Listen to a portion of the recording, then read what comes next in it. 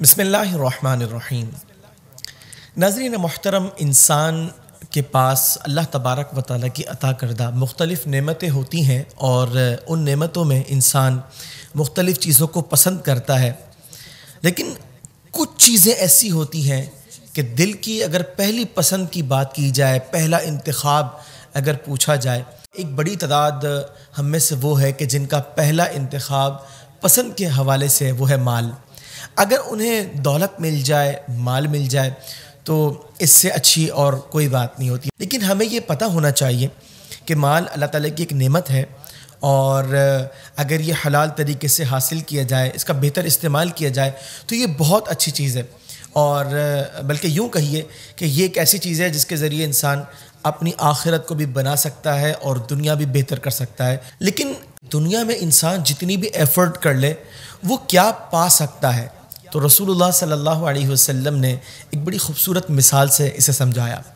ارشاد فرمایا کہ تم میں سے کوئی شخص دریا میں اپنی انگلی ڈبوئے اور پھر اسے نکالے تو وہ انگلی جتنا اپنے ساتھ پانی کا حصہ لے کر آئے گی، آخرت کے مقابلے میں دنیا اتنی ہے۔ یعنی انسان کی جو زندگی کا مختصر دورانیہ ہے، کسی کو چند لمحات ملتے ہیں تو کسی کو 100 سال ملتے ہیں، اور اکثر انسان ان کے درمیان ہوتے ہیں، تو وہ اپنی زندگی میں کیا پا سکتے ہیں؟ اتنا پا سکتے ہیں جو کہ اس مثال میں بیان کیا گیا، اس سے زیادہ کچھ بھی نہیں۔ اس کا مطلب یہ ہے کہ ایک مومن کو جو نظر رکھنی چاہیے وہ آخرت پہ رکھنی چاہیے، لیکن اس کے باوجود ہم یہ دیکھتے ہیں کہ دنیا کے اندر انسان جو ہے وہ کہتا ہے کہ جناب میری یہ چیز، میری وہ چیز، میرے پاس فلاں چیز۔ کسی کے پاس گاڑی ہے، کسی کے پاس گھر ہے، کسی کے پاس پراپرٹیز ہیں، کسی کے پاس بینک بیلنس ہے، کسی کے پاس اور کچھ ہے، اور یہ سب لوگ جو ہے ان پر نازا نظر آتے ہیں، اچھا لگتا ہے کسی کے سامنے انہیں بتاتے ہوئے، انہیں پریزنٹ کرتے ہوئے۔ تو ایک مرتبہ رسول مکرم صلی اللہ علیہ وسلم نے اپنی حدیث مبارکہ میں جو کچھ مال کے حوالے سے بیان فرمایا اس سے آج ہم سماعت کرتے ہیں۔ درس حدیث میں یہی حدیث مبارکہ ہمارا موضوع ہے۔ ہوا یوں کہ پیارے آقا صلی اللہ علیہ وسلم سورہ الہاکم التکاثر کی تلاوت فرما رہے تھے، اور راوی فرماتے ہیں کہ میں نبی کریم صلی اللہ علیہ وسلم کی خدمت میں حاضر ہوا۔ آپ صلی اللہ علیہ وسلم نے ارشاد فرمایا، انسان کہتا ہے میرا مال، میرا مال۔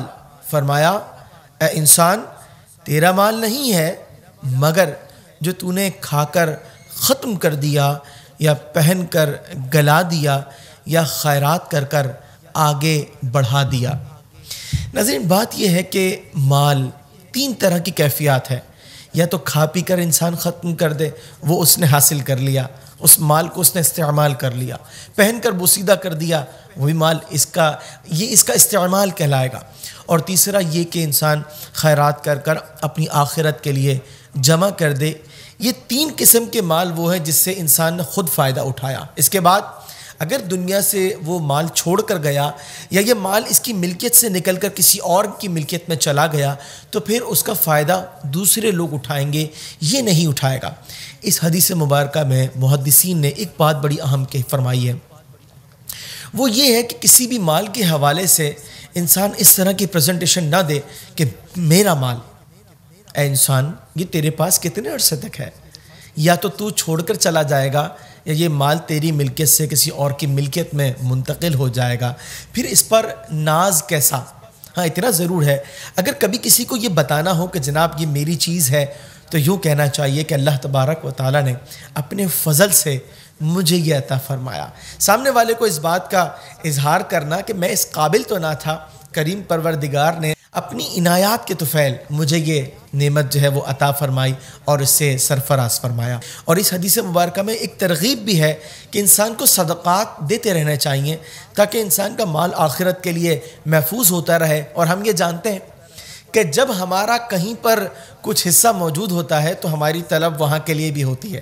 مثلا اگر کسی کو پتہ ہو کہ وہ کسی ملک جائے گا اور وہاں پر اس کے لیے بہت ساری نعمتیں اس کا انتظار کر رہی ہیں، تو شوق بیدار ہوتا ہے کہ وہ اس طرف منتقل ہو۔